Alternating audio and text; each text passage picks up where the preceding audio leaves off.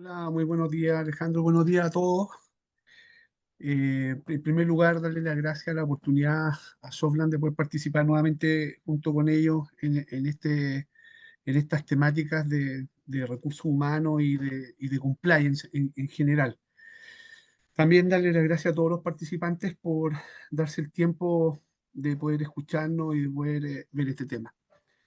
Eh, La idea de la presentación obviamente no es agotarlos en un tema legal, porque tiende a ser un poco más latero y más fome el tema más legal, y por supuesto es darle relevancia al ERP que tiene y la solución que tiene Softland.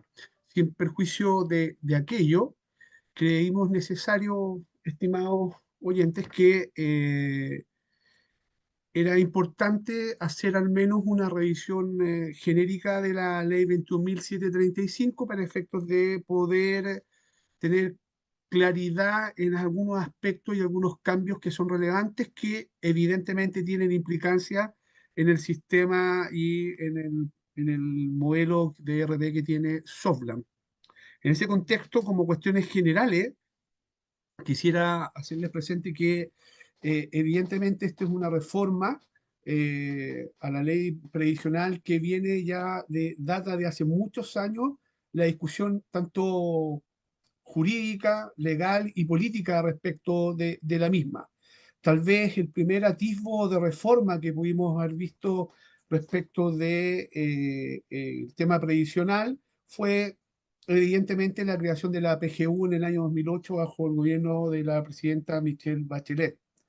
También hubo otros proyectos entre medio que trataron de modificar este tema previsional, pero que en definitiva no prosperaron.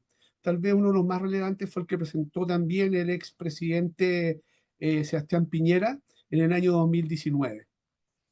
¿Cómo llegamos a la ley 21.735? Bueno, de un sistema, de una forma bastante normal, pero que tiene ciertas particularidades. ¿A qué me refiero? Es un proyecto de ley que presentan durante el gobierno del actual presidente Gabriel Boric en el año 2022, pero que pretendía o tenía un objetivo totalmente distinto con el cual se terminó. Y tal vez por eso es que hay muchas cosas, como las vamos a ver en un par de minutos más en mi presentación y en los slides siguientes, que aún no están resueltas y que van a tener que ser resueltas por vías de decreto, reglamentos, circulares, etcétera.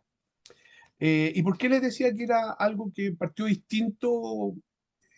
Partió siendo eh, de color rojo o negro y terminó siendo de color medio amarillo o medio verde, digamos, porque el proyecto lo que pretendía era eliminar la AFP. ¿Ya? El sistema, los organismos que se dedican a la administración de los fondos de pensiones de los afiliados que se encuentran en sus administraciones. Y eso mismo hizo que este proyecto estuviera parado del 2022, yo diría prácticamente hasta el año 2024, que es cuando se destraba este proyecto. Y se destraba básicamente por dos motivos. Primero, porque se elimina la idea de legislar sobre la eliminación de la AFP, se mantiene en la AFP, y segundo, porque se logra disminuir los aportes a lo que vamos a ver en un par de minutos después, que es el Fondo Social Previsional o el Fondo Común, que llamamos a eso los abogados también, y se aumenta aportes, existiendo este Fondo Común o Social, se aumentan los aportes a las cuentas individuales. Ahora, ¿qué hizo como corolario para este tema de cuestión general, de alcance general? ¿Qué hizo que todo esto existiera o que todo esto se produjera? Básicamente, yo diría que cuatro cuestiones que la mayoría de la ciudadanía está contesta en ello. En primer lugar, evidentemente, se constató que se estaban obteniendo pensiones insuficientes. Yo creo que nadie podría desconocer que el sistema previsional chileno nuestro, si bien es cierto, es un sistema, a mi juicio al menos, bastante exitoso bajo el punto de vista del ahorro previsional y de la capitalización individual, y también como un incentivo al mercado de capitales. No olvidemos que el sistema nació cuando teníamos un mercado de capitales absolutamente destruido después del año 82, de la crisis del año 82. Pero, sin duda alguna, se había contratado que era insuficiente el tema de las pensiones. También se constató que habían brechas de género importantes, sobre todo con la brecha de género que dice en relación a las mujeres y a los ingresos de las mujeres. Por supuesto, bajas coberturas también originaron esta modificación. Y por último, se criticaba que era un sistema muy individual o muy personalista porque no existía un concepto social y público respecto al manejo de las cotizaciones previsionales. Dicho este contexto general, vamos a lo que yo creo que a los participantes les puede interesar, que son las cuestiones como más relevantes de la nueva normativa. ¿Ya? En primer lugar, el empleador y los aportes en dinero. Evidentemente se modifican estos aportes y hoy día va a haber un aumento, se va a dividir el aporte en un 4,5 a la cuenta individual, que es la cuenta que mantenemos todos los afiliados hoy día a la AFP en el mismo sistema y de la misma forma.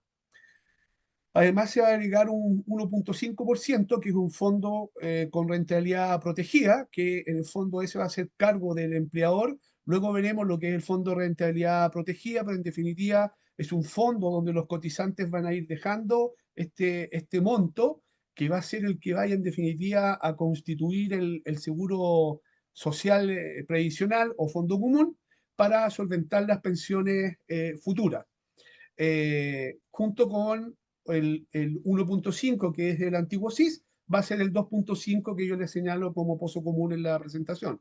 Y por último, el 6% de la cuenta individual. Les hago presente que, en definitiva, lo que se va a cotizar va a ser un 7%. ¿Y cómo se va a desglosar este 7%? Básicamente un 4% va a ir a el seguro social de previsional o fondo común, que va a estar compuesto, pues, según como muestra la lámina, como les decía previamente, en 1,5 el fondo de rentabilidad, 2,5 para efectos del pozo común. Recuerden que el 2,5 era lo antiguamente el SIS y que se va a cambiar a este pozo común. Esto aún no está regulado y aún no está determinado, porque es objeto de reglamento, cómo se va a hacer ese traspaso. Pero todo esto va a dar origen a este 2,5, en definitiva, el pozo común. El saldo de 4,5 va a ir a las cuentas individuales. Todo esto nos va a hacer que partamos en un 7 y lleguemos a un 8,5 de cotización final después de este sistema. Hay algunos que hablan que debería ser el 2033, 36, otro 2031, aún no está muy claro, pero yo creo que va a ser más, no va a ser tan rápido como se pretende que lo sea.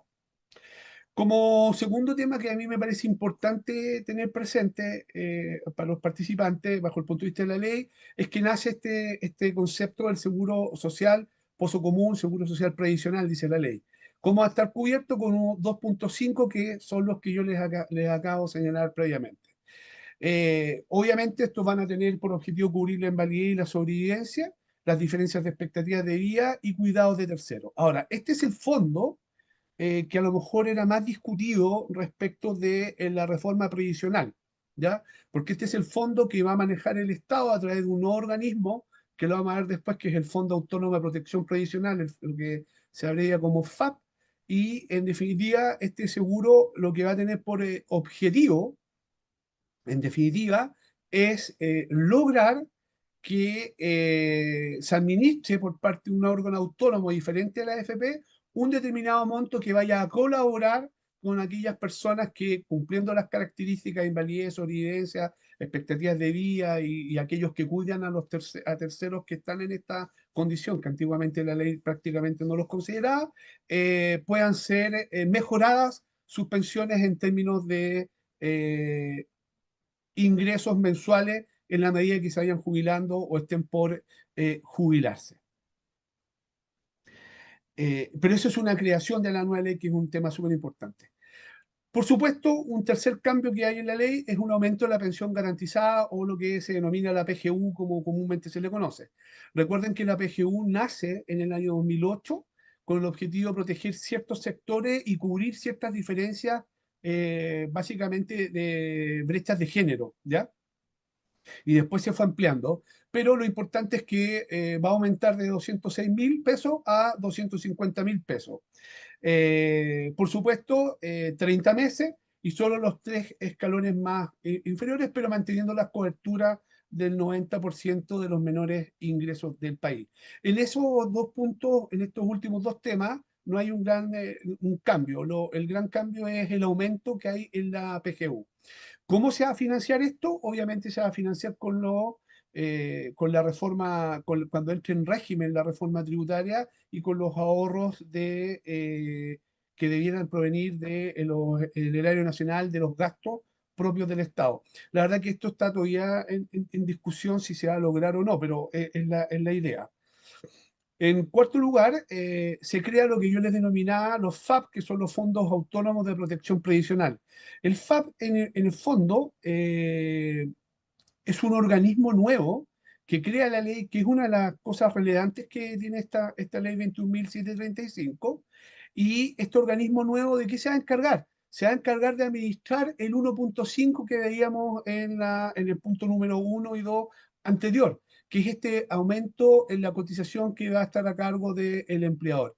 Y entonces son ellos, este organismo es el que se va a encargar, obviamente, de administrar este fondo.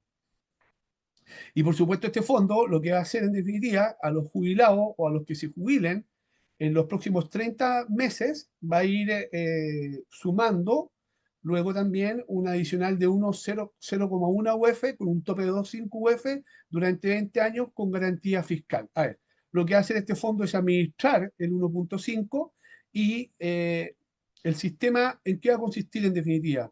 Que este aumento y que va a entrar este fondo social y que se va a administrar, va a ser destinado a mejorar las pensiones de aquellos que se jubilaron o estén por jubilarse dentro de los próximos 30 meses.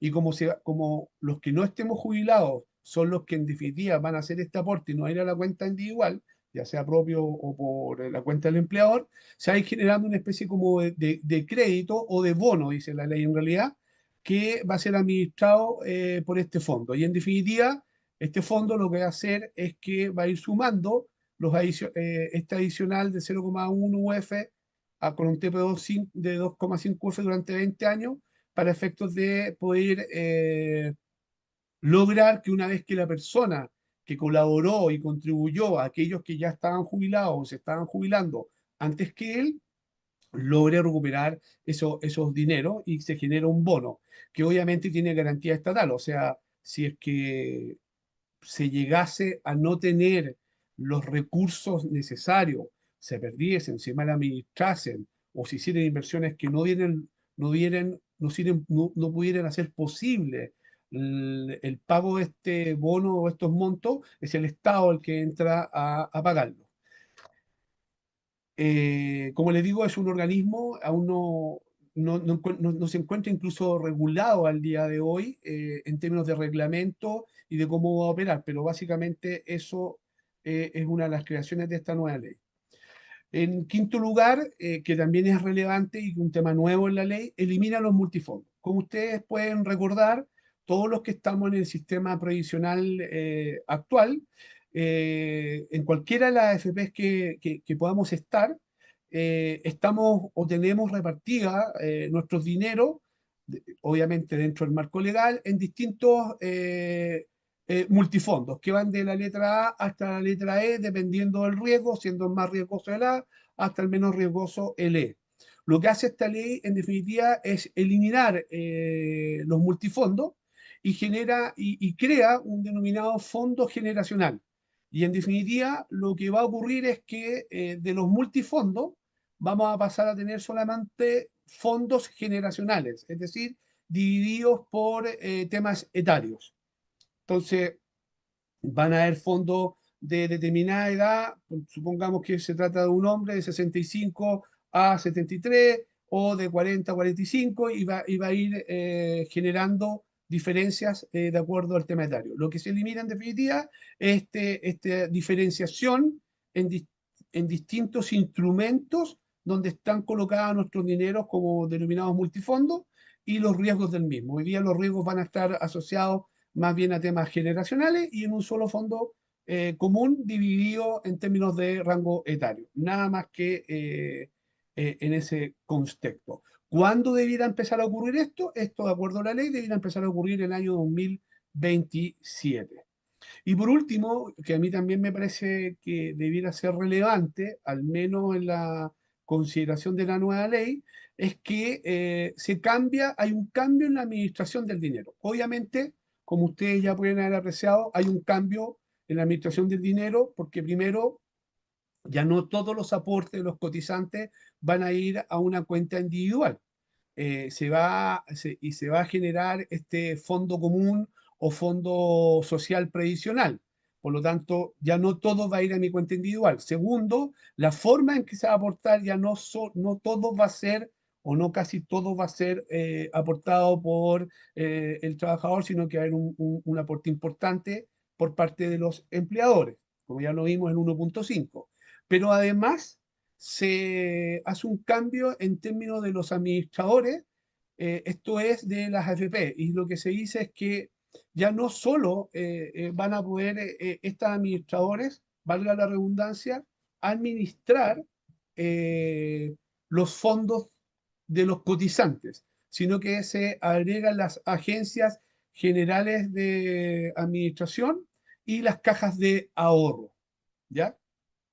Esto es relevante porque lo que intenta el legislador a través de este mecanismo, y con el segundo punto que les voy a tocar inmediatamente posterior a lo que les voy a decir ahora, es que se genere una mayor competencia en el mercado de la administración de los fondos previsionales de manera tal que se puedan rebajar los costos en la administración de los mismos y que se pueda producir una mayor rentabilidad por parte de estos administradores que beneficie, en definitiva, a los cotizantes. ¿Ya? Por cierto, se ha demostrado que en la medida que se han ido creando nuevos fondos, incluso nuevas AFP, se demostró con Modelo y luego con AFP 1 y creo que 2, se ha demostrado que esa competencia ha generado una mayor rentabilidad a los cotizantes por el lado del ahorro en los costos de la administración y por el lado de las inversiones. Por lo tanto, el principio que hay detrás de esto debiera tener alguna razonabilidad, debiera tenerlo al menos.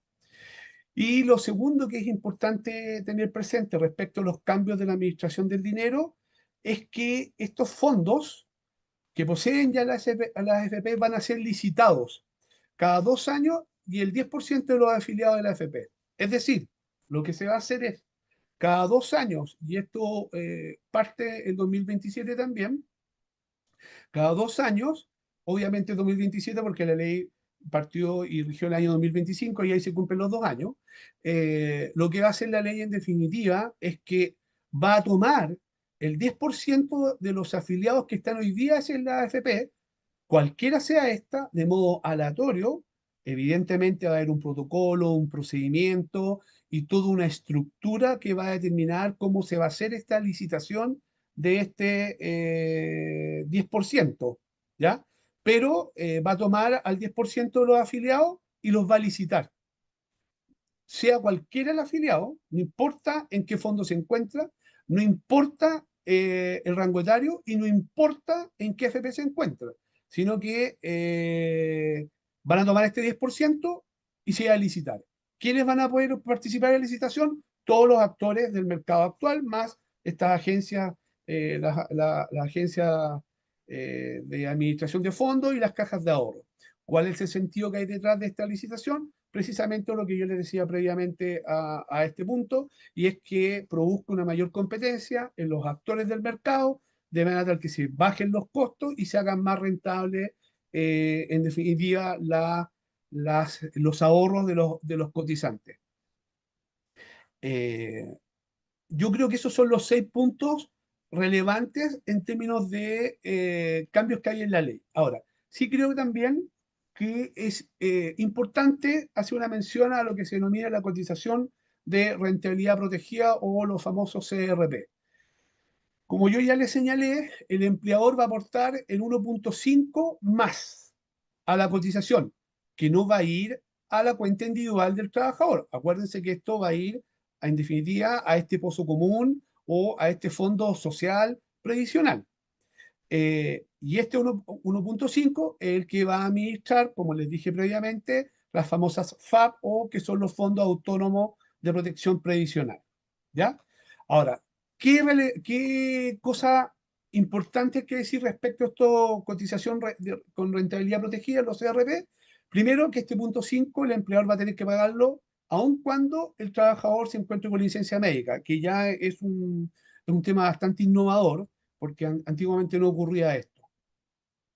A propósito de este fondo, se va a emitir además un bono, que era lo que yo les decía, que les mencionaba que puede ir de 0,1 hasta 2,5 UF, que se pagará en 20 años, etcétera, etcétera, lo vamos a ver después, para efectos de garantizar esta entrega de estos dineros, que evidentemente va a estar expresado en UF, porque está expresado en UF, porque es el único mecanismo que tenemos certero en nuestro sistema legislativo hoy día para mantener el valor nominal efectivo de los aportes y que no se vaya deteriorando si hay una gran inflación o hay un problema mayor económico, que no se vean afectados los fondos.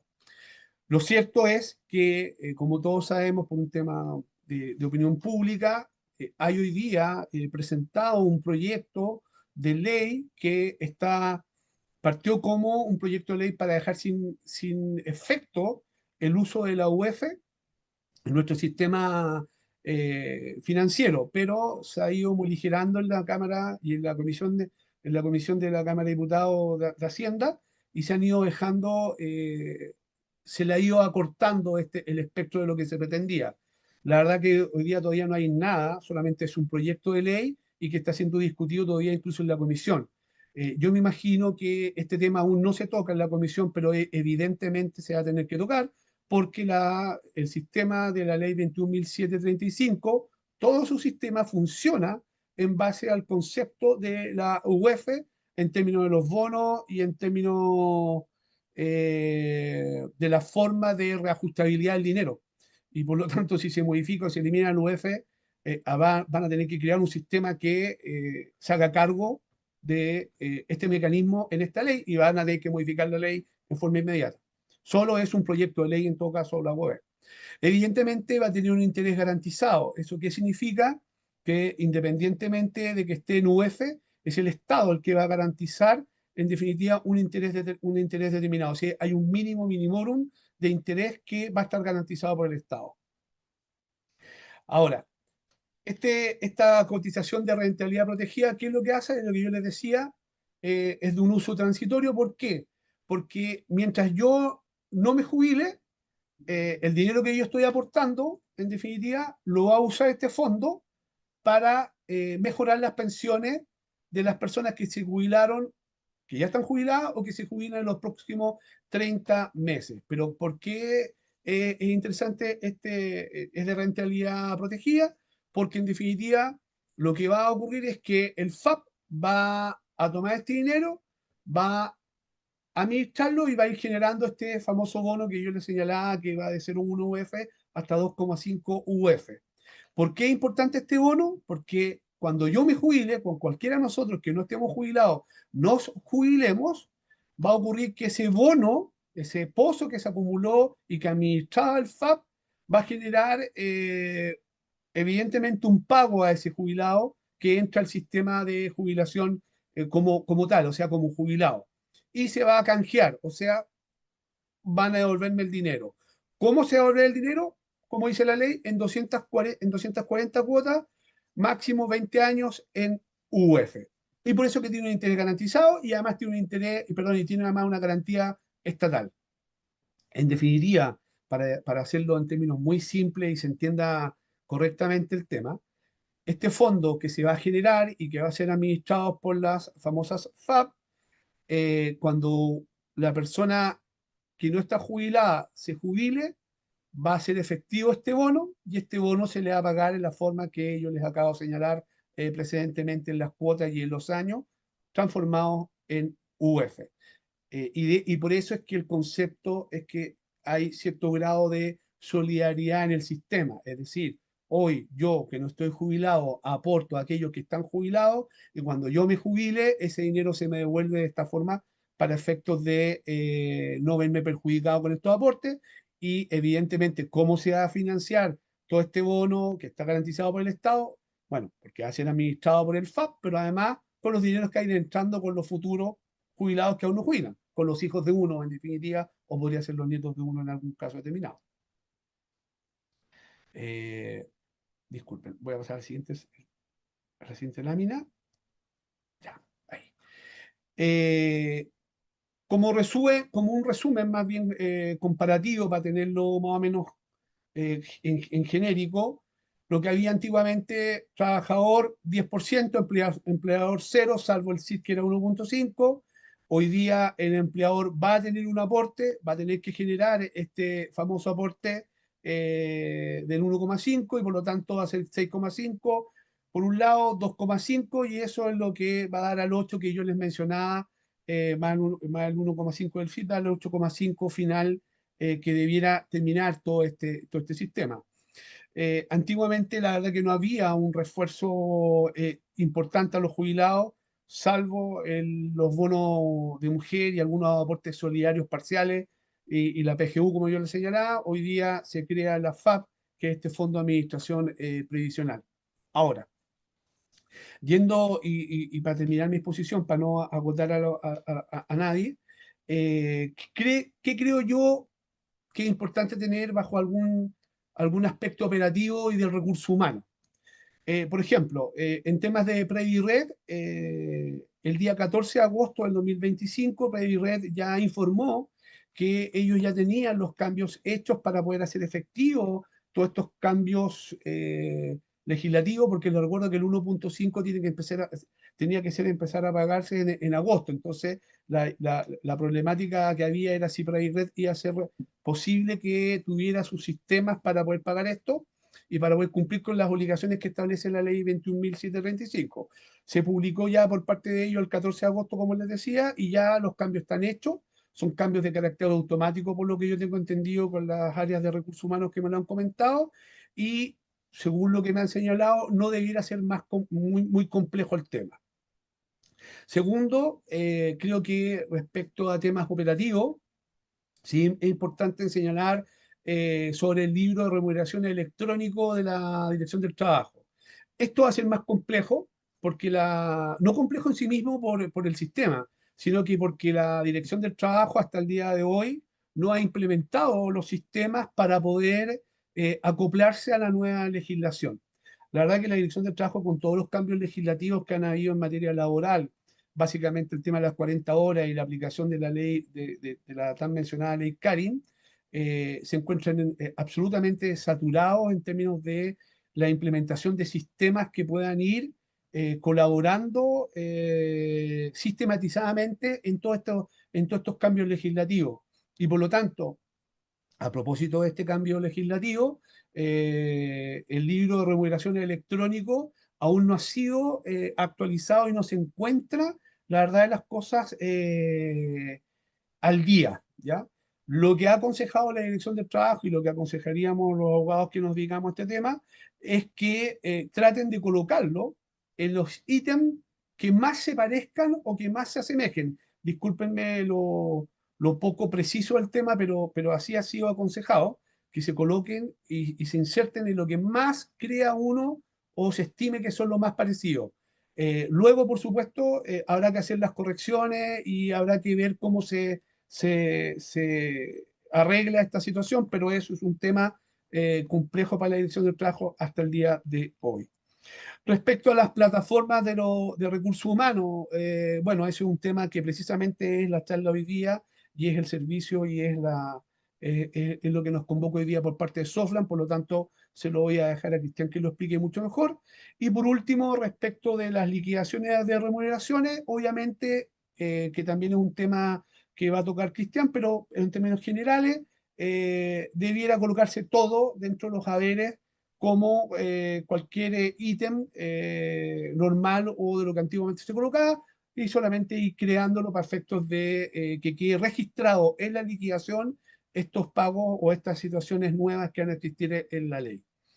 Por último, solamente hacerles mención que evidentemente hay muchas situaciones, como les dije ya, que aún no están totalmente sólidas porque faltan una serie de reglamentos y una serie de decretos que se dicten para la aplicabilidad completa de esta ley, como por ejemplo todo lo que dice en relación con la licitación, como por ejemplo todo lo que dice con el Fondo Autónomo de Protección Previsional, como por ejemplo todo lo que dice en relación con el seguro social previsional o el seguro o el fondo común, como por ejemplo todo el tema de los bonos. Todo eso, si uno analiza la ley es bastante genérica, regula situaciones más bien, si bien es cierto, son amplias y específicas en algunos puntos, siguen siendo genéricas y van a quedar regulados por medio de la potestad reglamentaria que tiene el Poder Ejecutivo a través de los reglamentos y de los decretos o incluso de circulares. Por lo tanto, hay muchos temas que al día de hoy, si bien es cierto, las líneas generales son las que hemos podido ver hoy día, en términos muy rápidos y breves, la verdad de las cosas es que el detalle de lo mismo vamos a tener que estudiarlo muy bien a través de estos cuerpos normativos que tendrían que ir dictando en el futuro. ¿Cuándo se dictarán? Que es la típica pregunta que también que a uno le hacen. La verdad que eso depende solamente del Poder Ejecutivo. eh, no debieran demorarse mucho porque estos sistemas ya están operando, los pagos, etcétera, pero tampoco existe una claridad de cuándo estos existan en términos concretos, reales y el contenido. Y es importante tener presente esto porque mucho de lo que yo les acabo de hablar se va a plasmar a través de estos cuerpos normativos, los reglamentos, circulares, etcétera. Y por lo tanto, y en definitiva, vamos a tener que estar mucho más a ellos que al propio texto legal para saber las implicancias en definitiva que va a tener la ley y cómo se van a ir aplicando estas cuestiones en lo largo del tiempo. Básicamente eso es lo que yo quería expresarle en estos minutos. Se va a abrir después una ronda de preguntas para efectos de que si alguien quiere hacer una, me la hagan. Muchas gracias por la paciencia y muchas gracias por haberme acompañado el día de hoy día en la mañana.